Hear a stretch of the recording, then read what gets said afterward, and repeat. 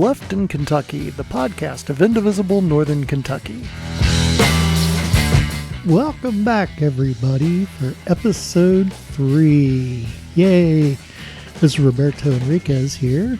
And Dickerson.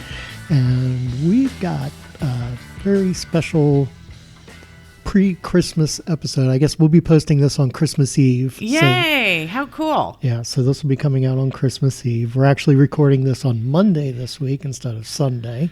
Yeah, well, life. Yeah, life happens. Car batteries die. Right. All that fun stuff. Right. So let's see. What's been going on?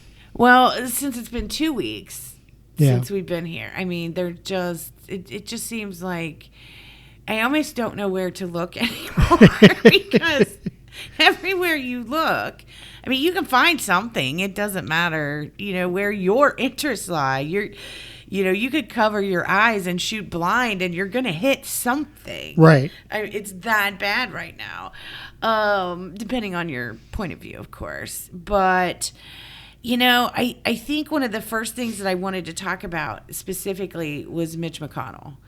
Because there have been 3 separate things. Yep. Yeah.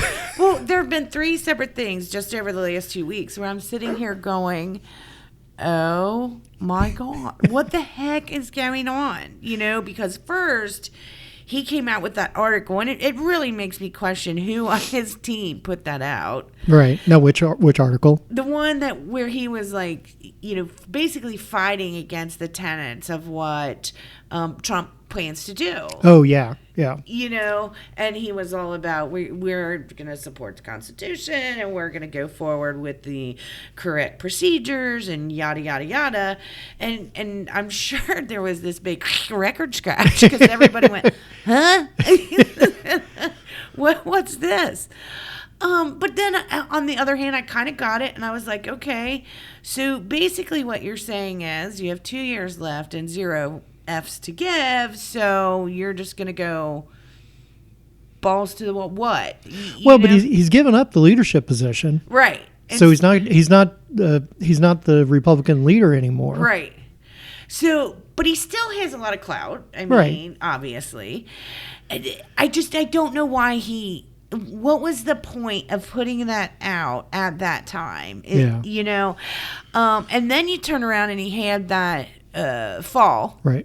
Was that before or after the fall that he put this article out? No, the article came first. Okay. And then that fall where he had that moment in front of another one of those moments in front of the camera, right, where it's like dead air for between 15, 30 seconds, however long it was. Yeah. And everybody... Little vacation. Yeah. Everybody's like, okay, what's going on?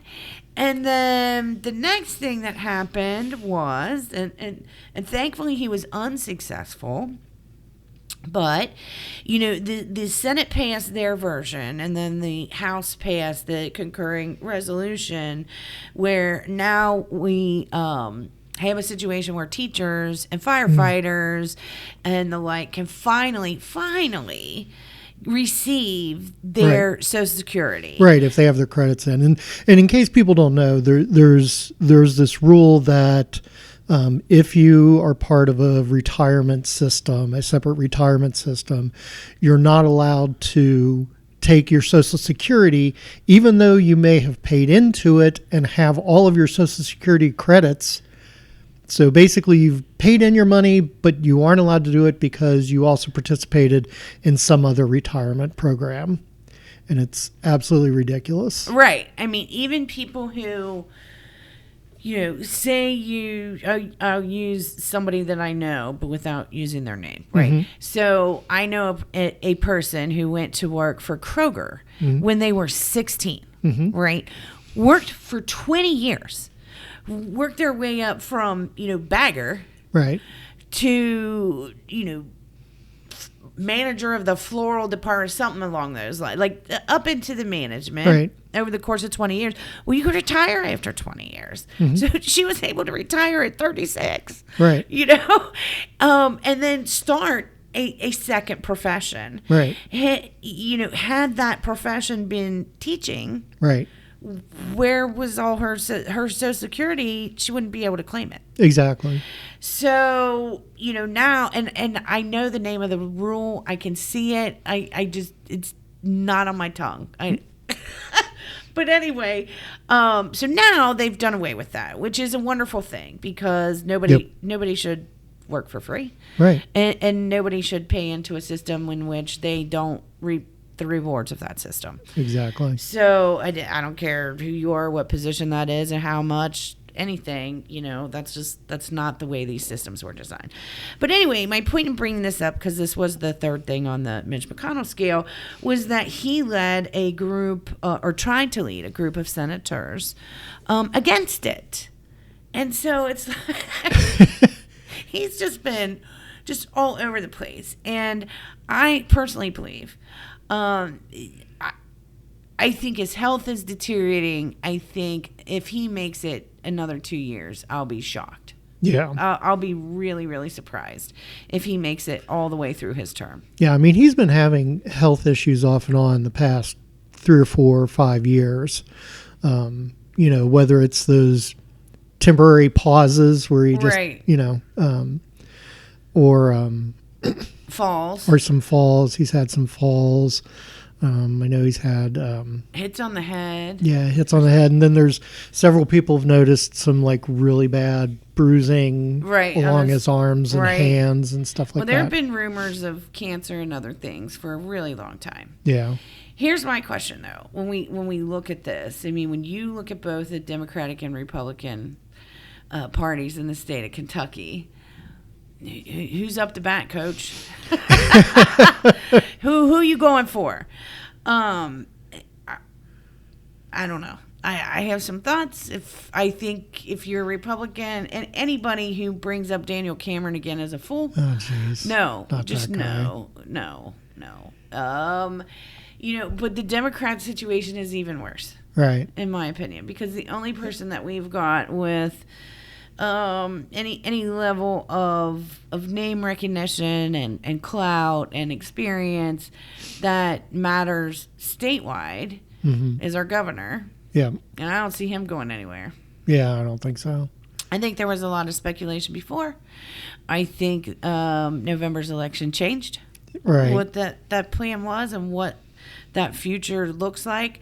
So, Democrats, independents, anybody else in the state needs to be looking at this and saying, who we got? Yeah. Who can run a statewide race and make a difference and have people hear them and have, ease of name recognition. It would be my hope that somewhere along the line, more than one individual has a plan for this upcoming year to be traveling a lot around the state to generate that name recognition to get ready.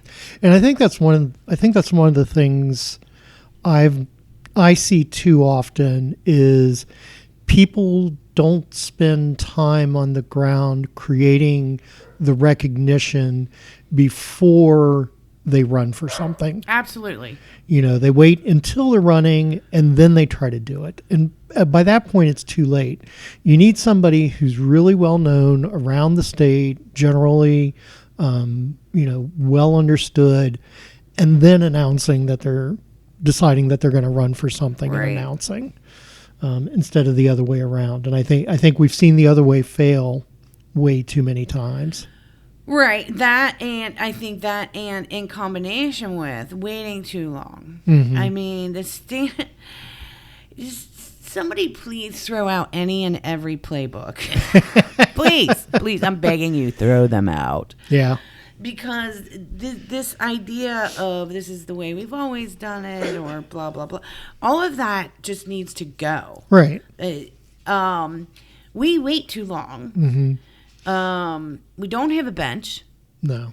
There's been no effort in my experience, in my time doing all of this, even though it's one of the number one things that's always talked about. I was going to say, there's been a lot of lip service about building a bench. Well, and that's the problem. There's a lot of lip service to a lot of things.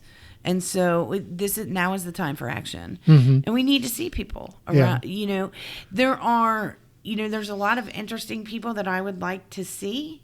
I won't spill any names at this point, simply because I want to wait and see what happens. I don't want to throw a monkey wrench in anything, but there are some interesting people around the state who I think could very well do a good job. Yeah. And I think you have some recognition from their current or most recent work that would help them.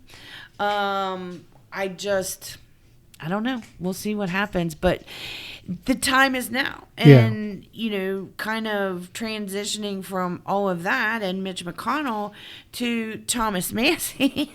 Another star. Right. And we're in the same boat there.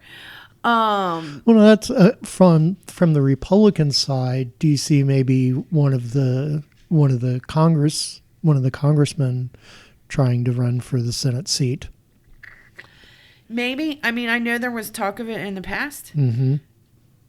The rumor, God, when was that? 2018, 2020? I think it was 2018.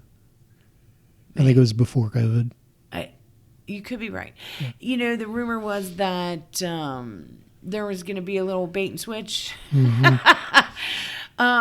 So that he could run for Senate, and that he had planned on tapping, God help us all, Savannah Maddox to run in his place. I remember that whole... Yep. Ooh, I just got a chill. I do remember that.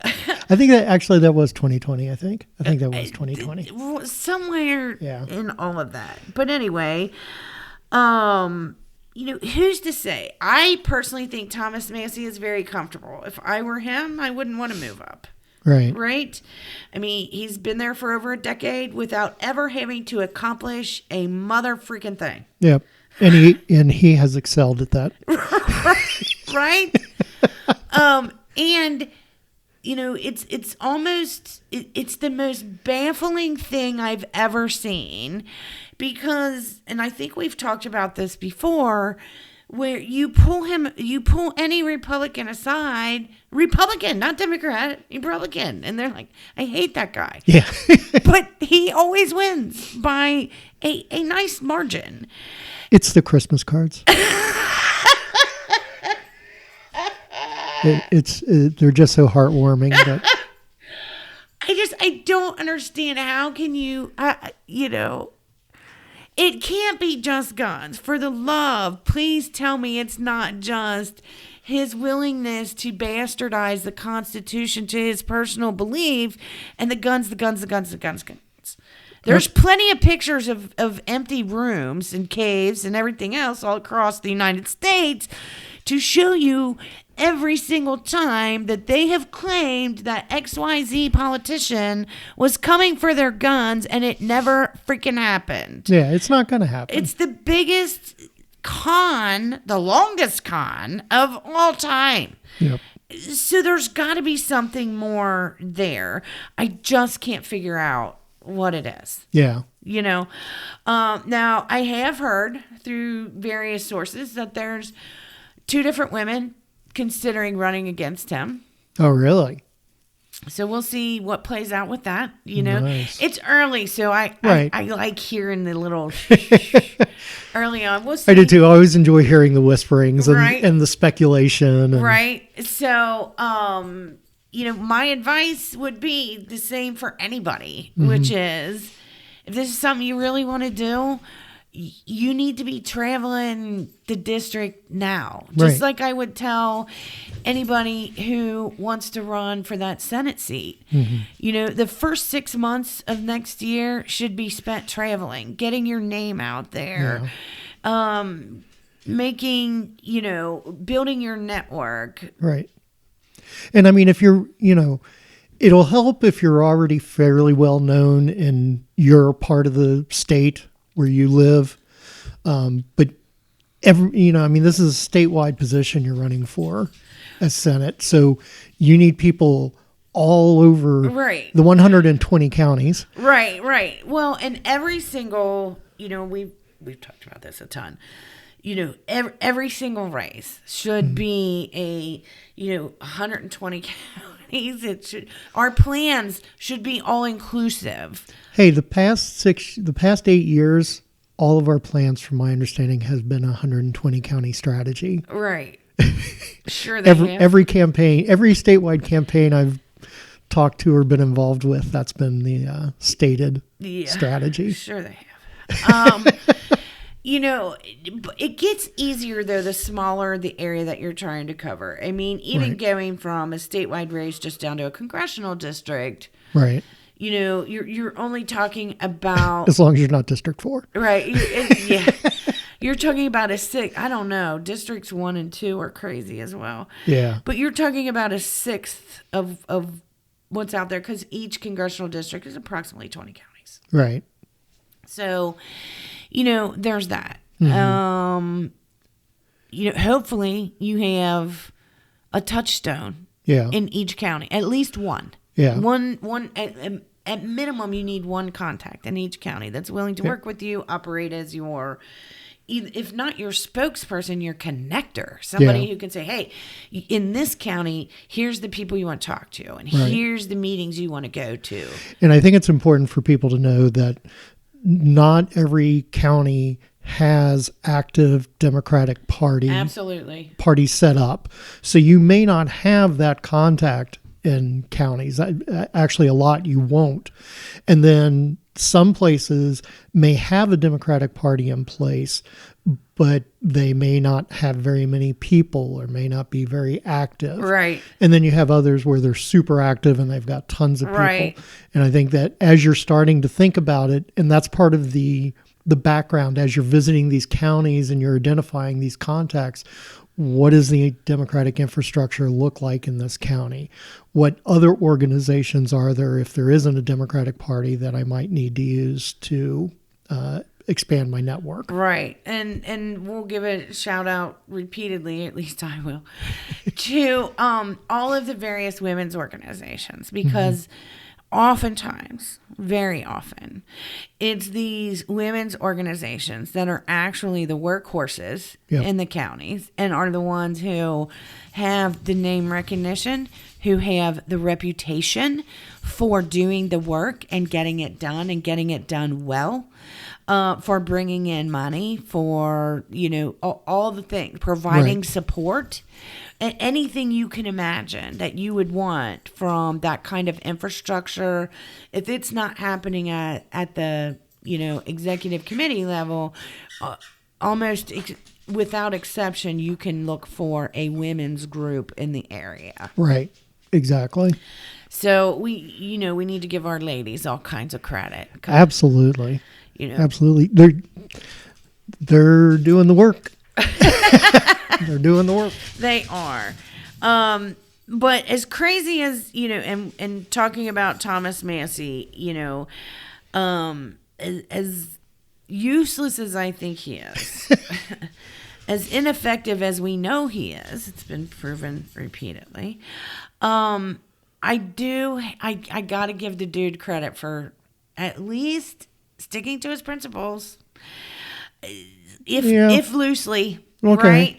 Because with all of his, praise of Ramaswamy and Elon Musk and this new Doge thing, and he's offered his services, and that's opened a lot of doors for some really bad jokes. But anyway, and he even posted a picture of himself on social media, giving Vivek one of his, debt pins that, however it's motorized, I am not even going down that road.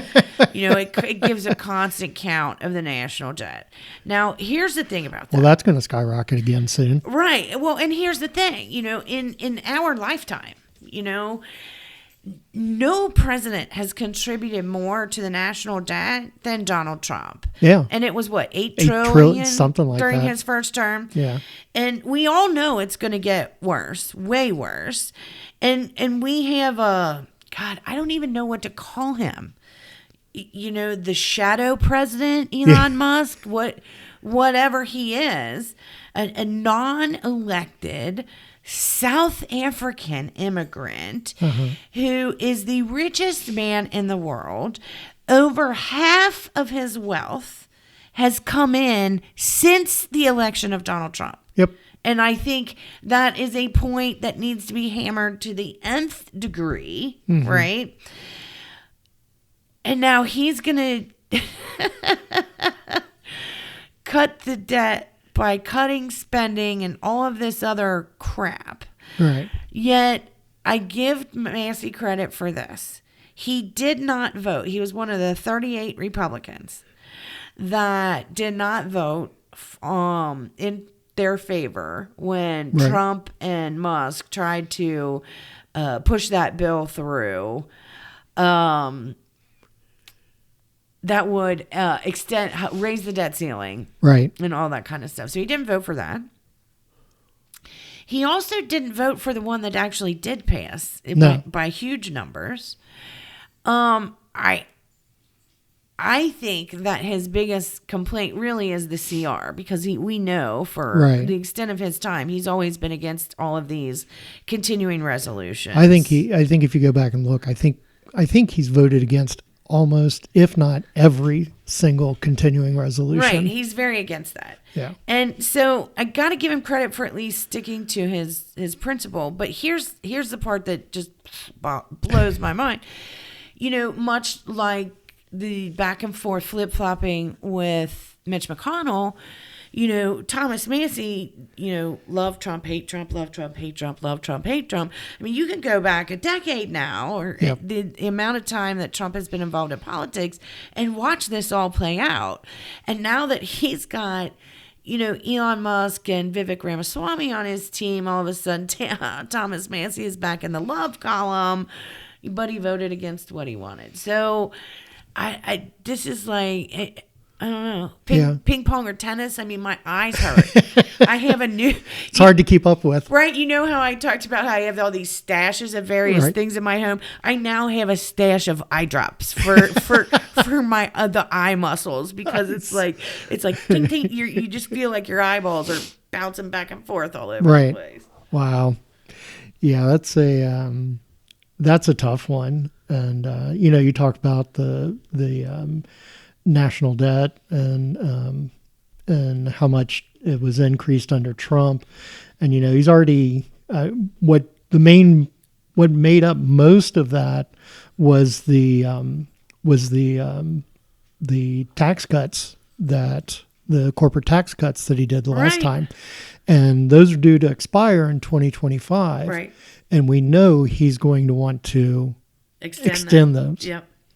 Well, that was the whole reason he wanted the debt ceiling raised, so that would. But I can't even. I mean, it's just Merry Christmas. Yeah. With all of this, and then at the same time, and we've talked about this. We've got what's going on in Kentucky, and the double whammy is here for the holiday. Yeah. Because we're bouncing back and forth between what's happening in D.C. and what's happening here. Right. And, lo and behold, remember the last time we joked about the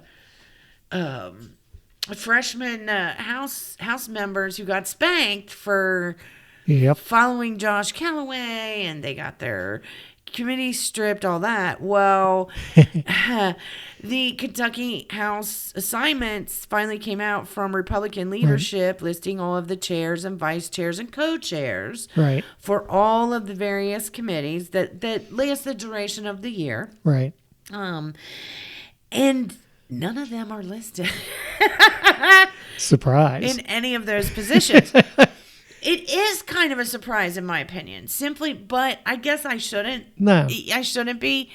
It's just funny to me that during the course of the election, the leaders of the parties, some of whom long established, who've not been comfortable with the input from the chaos from the MAGA section of the Republican Party in Kentucky.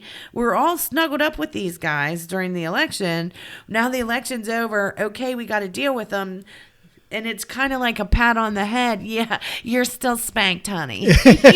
I'm like, okay, let's watch. I'm going to get my popcorn. I'm going to sit down. I'm going to watch how this pops off.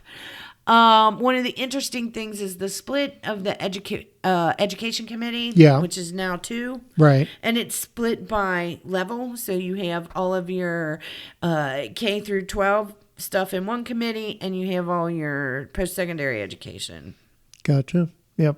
in the other.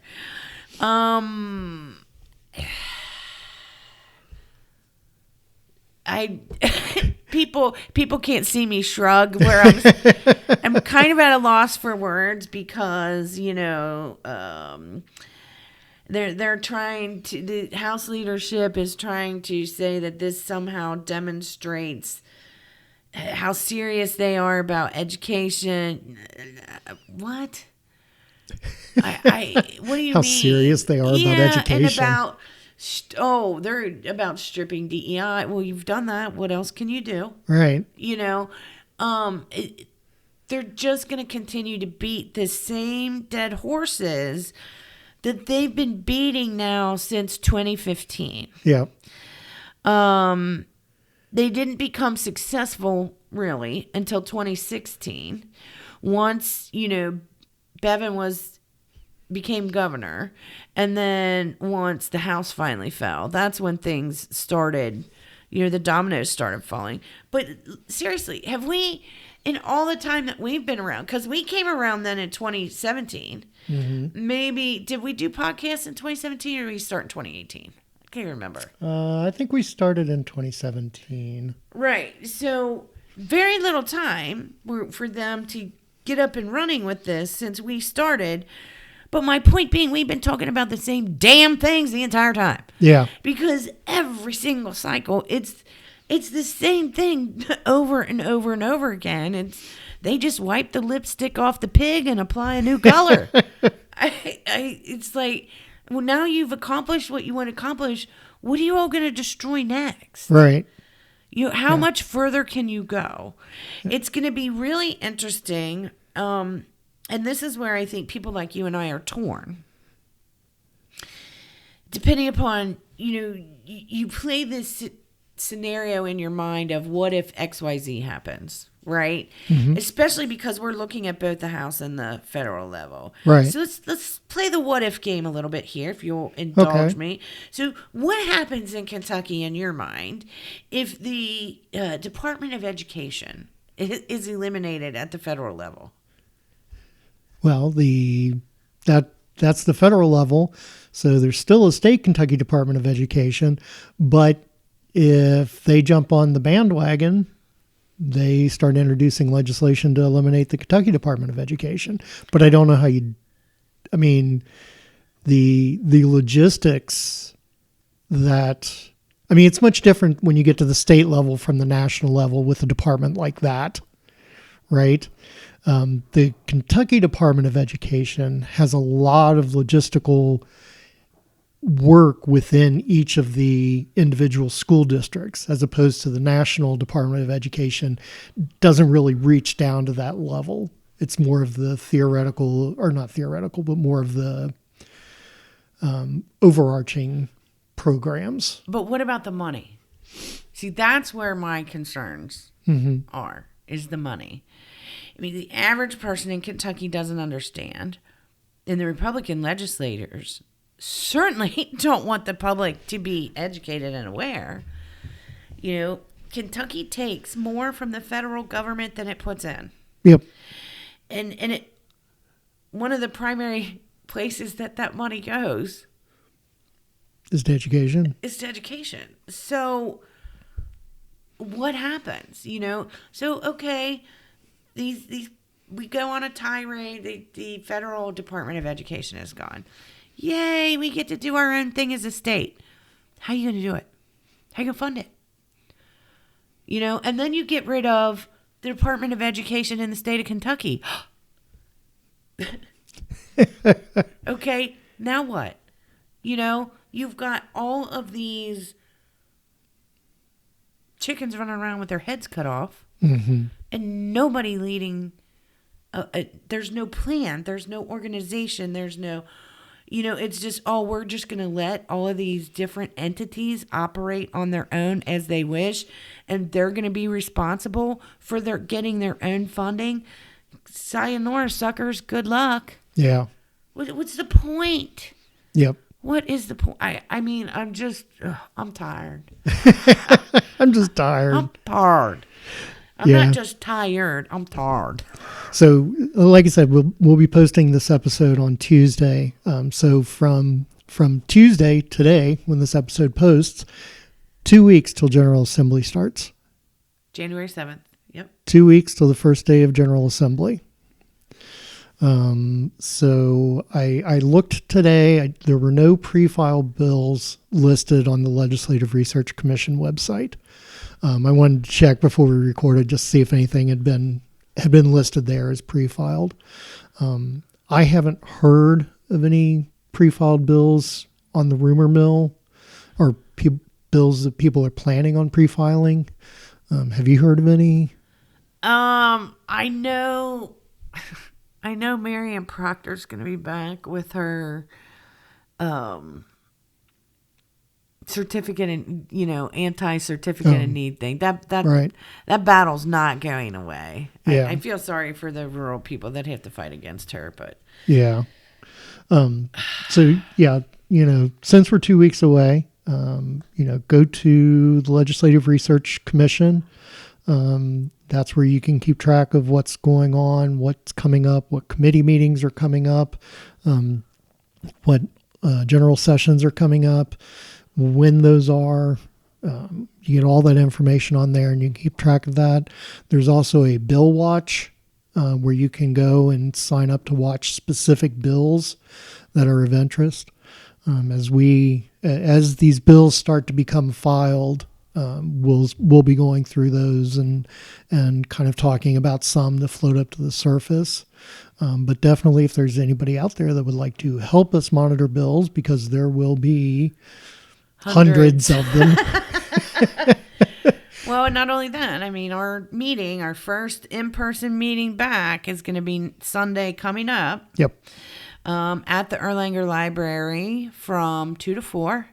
And we're going to be talking about a lot of this stuff. Yep. What roles people want to play and how they want to, get involved and help others, and what kinds of activities they can do. And if they're interested in things that, as we've said before, other groups are really the experts on, and we're here to support, we'll be providing that information as well, so that they have, a place to go to reach out for further information on those things. Yep. But we're always going to be here in the background, helping anywhere in any way that is as productively as we can. Absolutely. So that's on Sunday the 29th of December, Sunday the 29th. And then we're recording that day too. Yes, we'll be recording that day. And then Matt Lehman's going to be joining us too. Yay, Matt. Yay. Our only remaining Democratic legislator in all of Northern Kentucky. Yeah, that's kind of terrifying that we're down to one. Yeah. But that was great. For those who don't know, Matt is in Rachel Roberts' old district, District 67. So we're looking forward to that, definitely. And that was a close race. Yes, it was. Oh my God, that was hair raising as I was watching those counts. Was it 30 votes? I think that's what it ended up 30 at. votes. Hey, I mean, Kentucky is notorious. We've had, over the course of our time here, we've had several races down to a single vote. Yep, definitely have. So that's going on. So everybody be ready for that. And what else we got going on? What else is going on in the state? That's all I can think of for right now. Is that all you can think of? Well, I think right now most people's focus is pulled towards the holidays, of course. And happy holidays, Merry Christmas, Happy Hanukkah, joyful Kwanzaa, anything else that I know I will miss. Yep. Whatever you celebrate, however you celebrate, make it awesome. Definitely. Yeah. Happy Yule time, Christmas, Festivus. Hanukkah. Yeah. Whatever you celebrate, Kwanzaa, Diwali.